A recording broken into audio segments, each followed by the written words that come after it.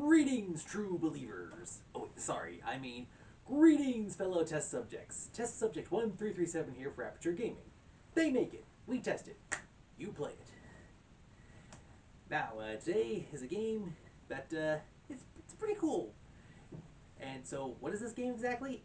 Well, my shirt should be kind of a hint. The boxes at the side of me should be a hint. And, well, you'll know when you see the gameplay footage. So, and it's also I think I've heard it's one of the fastest selling PlayStation games. So, let's get into the review. Series. So, the game I'm reviewing today is Spider-Man 2. And contradictory to the title, is actually the third entry in this Spider-Man series. I guess we're going off Assassin's Creed rules now. I'll cover that a little later in the video. Team. Spider-Man 2 was developed by Insomniac Games and is published by Sony Interactive Entertainment. Plot. Alright. The game takes place after the events of the two previous entries. So it is canon. And here's what. The game, one of the main features of the game is the main villain is Kraven the Hunter. Kraven the Hunter is attempting to live out the 1924 publication of The Most Dangerous Game, where man hunts man. Only in this case, Kraven needs more of a challenge, so why not go to New York City, home to costume superheroes and supervillains on pretty much every block of the city of New York. Yeah. So that's Kraven's main thing. Meanwhile, Spider-Man and Spider-Man 2, well, both Spider-Men. Yeah, so that's the thing. I think Spider-Man 2 is either A, the number in the entry of the series, or B, the fact that there are two Spider-Men in this game. Their jobs are to balance between their personal lives and saving New York and quite possibly the world from the forces of evil, including enemies that have been previously established in the Spider-Man franchise, enemies from previous entries in the series, and, like I said, the enemies that were new for this game. Gameplay controls. Like I said, with the gameplay controls, it does, like I said, with the game, it does seem to be following the whole Assassin's Creed franchise thing. First, with like the whole named entry and numbered entry for the titles, and here's an interesting thing. The gameplay controls are, like with the previous games, you swing around, so traveling around is pretty awesome, it's fun. You have web combat, you have stealth, and here's the thing, like in Assassin's Creed Syndicate, there are some missions where like this mission can only be done by Peter Parker, or this mission can only be done by Miles Morales, or there's some missions where it depends, you can pick whichever one you want to.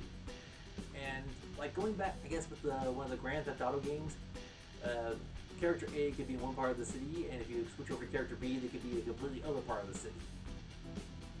So you swing around, you fight, you travel, you find collectibles, you craft things, you level up. It's a really fun game, and it brings over the elements from the previous titles.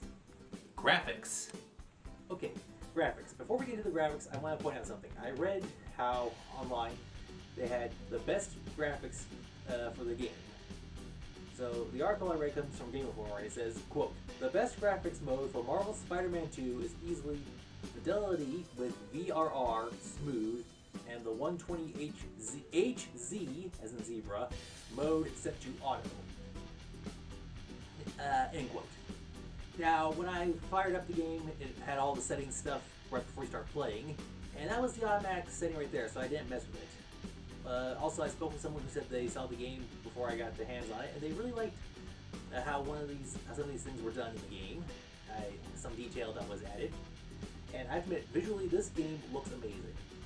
From detail about the costumes, the characters, and but like, if you are Spider-Man, you are swinging around through the city, so of course you're going to be zipping past buildings like crazy. So yeah, but there's like some stuff in like the main game itself and in the cutscenes. The visuals are just amazing. It's a great looking game, very well done. Audio. The audio work for the game is pretty good. The music is good. It depends on like if it's a calm setting. Like the music helps convey the emotion and what's going on in the scene that we're seeing. You can evoke calm, peaceful, worrisome, joy, and of course action, because there's a whole bunch of that going on in this game. The interesting thing is how sometimes if you're traversing around, let's say you're swinging along, you're having a phone call with someone, and if you're coming up on a on an event that's happening in the city, then Spider-Man will say, "Hey, can I call you back real quick? I have to take care of something." And then after the event is resolved, Spider-Man will leave, and it'll pick up and keep the conversation going. So very good audio work here done by the game and the team. Multiplayer. No, there is no multiplayer. DLC. Yes. So here's what I picked up the launch edition for this game, kind of like I did with its predecessor. Now what I did came with a code that gave me some points for experience and costume unlock and a gadget unlock. But there's some DLC that's included, and for about $10 you can get the deluxe edition. I'm thinking about maybe getting that. That unlocks more costumes. Oh, also for the launch edition also has that, but it'll also give you more costumes and more experience points and stuff to help with the playing of the game. I think I want to get a little further into the game before I get to that because I'm having fun as it is and get a chance to unlock the other costumes. So some of it is cosmetic and some of it has form. So it's form and function, the DLC. So costumes and points to level up your character and the equipment. Issues. Okay, there are a few issues in this game.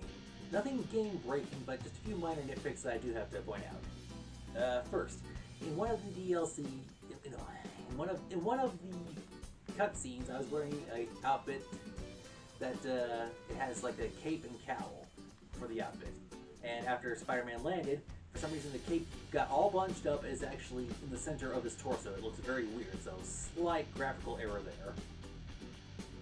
Secondly, this is kind of I think this is you have to be careful where you're searching. Because there were two areas that I was in where you had to look around and interact with stuff while you're trying to find things. Once you find the thing that you're looking for, then let's say there's three areas you have to look: a cabinet, a drawer, and a closet. If you look in the cabinet, and then if you look in the closet, then the option to look in the drawer is no longer a feature. So yeah, you have to be careful when you're looking around and doing the multiple choice stuff because you might miss a visual or dialogue. Thirdly, speaking of that, when I found this one area, it was a secret passage. I wanted to go back and see if I could look at the one thing that I missed, or see if I missed anything. So I was able to get back into the room I was previously in, but then I couldn't go back to the door. I couldn't jump through it, I couldn't walk through it, I couldn't web zip through it. So I had to reload the checkpoint I had previously gone through. So there's that little problem there. So those are like some little tech issues right there. Now for the fourth issue, this is interesting. Now, Miles Morales, he has Puerto Rico heritage, but I saw when I was getting ready to do this review, someone pointed out how in Miles' home there's a flag on a wall, but it is the flag for Cuba, not Puerto Rico.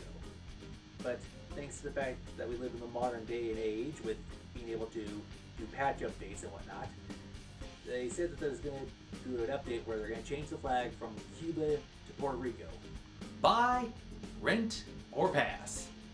Seeing as how I have bought the previous two editions of this game, I'd say that this game definitely falls into the category of buy.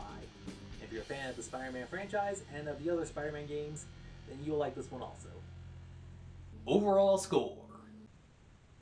So yeah, the Spider-Man game, it is a fun game. It's great with visuals, great with audio. Everything about this is great. And aside from the list of a couple nitpicks here and there, excuse me, I'd say there's nothing really wrong with this game. I'm looking forward to seeing how the DLC of this plays out. And I'm seeing, so far this is listed as a trilogy, but I'm trying to see if this is going to be the new franchise, the way the direction of this is going. I love how it acknowledges a whole bunch of other aspects of the Marvel Universe. And I was even informed how there is a tribute to Chadwick Boseman, aka the Black Panther, in this game.